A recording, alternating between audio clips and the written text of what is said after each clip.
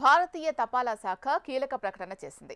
చిన్న మొత్తాల పొదుపు పథకాలైన Sukanya Samriddhi Yojana, public provident fund, national savings certificates, monthly income scheme వంటి వాటిల్లో ఇన్వెస్ట్ చేస్తున్న వారికి హెచ్చరికలు చేసింది. ఆయా పథకాలకు సంబంధించి ఖాతాలు మెచ్యూరిటీ పూర్తయిన తర్వాత 3 ఏళ్ల వరకు కూడా వాటిని పొడిగించడం లేదా మూసివేయడం చేయకపోతే ఆటోమేటిక్గా ఫ్రీజ్ చేయనున్నట్లు తెలిపింది. అంటే మెచ్యూరిటీ పూర్తయిన తర్వాత కూడా ఎవరూ పట్టించుకోని ఖాతాలను నిలిపివేయనున్నట్లు తెలిపింది.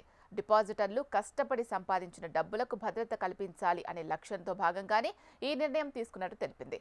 ప్రతి ఏడాది 2 సార్లు అలాంటి ఖాతాలను గుర్తించి ఫ్రీజ్ చేయాలని ఇటీవలే ఆదేశాలు జారీ చేసింది.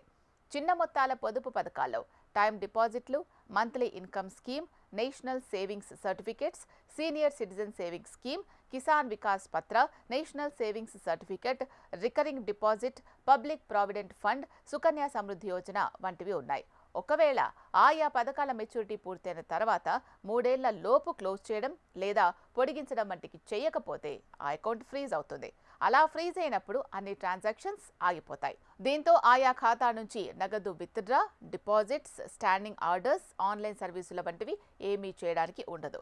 జూలై 15, 2025 రోజున ఈ ఆదేశాలు జారీ చేశారు. ప్రకారం డిపాజిటర్ల డబ్బులకు భద్రత పెంచాలి అనే చర్యల్లో భాగంగా ప్రతి ఏడాది 2 సార్లు ఈ ఫ్రీజింగ్ నిర్వహించాలని నిర్ణయించామని, ప్రతి ఏడాది జనవరి 1, జూలై 1వ తేదీల్లో మొదలై 15 రోజుల్లో ఈ ప్రాసెస్ పూర్తవుతుంది. అంటే జూన్ 30, డిసెంబర్ 31 నాటికి మెచ్యూరిటీ పూర్తయి 3 ఏళ్లు దాటిన ఖాతాను గుర్తించి ఫ్రీజ్ చేస్తారు అని పోస్టల్ విభాగం స్పష్టం చేసింది.